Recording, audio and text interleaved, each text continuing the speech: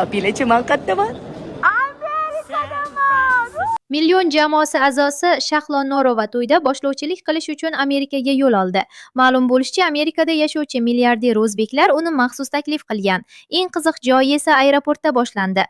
Shahlo xonimni Amerika aeroportida oddiygina welcome bilan emas, balki tantanali karnay-surnay bilan kutib olishgan.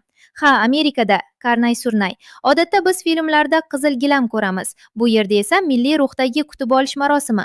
Shundan keyin esa mehmon uchun alohida sayohat ham tashkil qilingan. Chiroyli joylar, hashamatli manzaralar, alohida e'tibor. Pul ko'p bo'lsa, odamlar nimalarga qo'l urmaydi deysiz. Birovlar to'yga boshlovchini shunchaki telefon qilib chaqiradi. Birovlar esa okean ortidan olib keladi. Bu voqea yana bir narsani ko'rsatdi. O'zbeklar qayerda bo'lmasin, milliy an'anani unutmaydi. Amerika bo'ladimi, Toshkent bo'ladimi, karnay-surnay baribir jaranglaydi. Shahlo Norova esa hazil mutoyibasi bilan mehmonlarni kuldirib, to'yga alohida kayfiyat olib kirgan. Xulosa shuki, iste'dod bo'lsa chegaralar yo'q va pul bo'lsa karnay ham okean oshadi.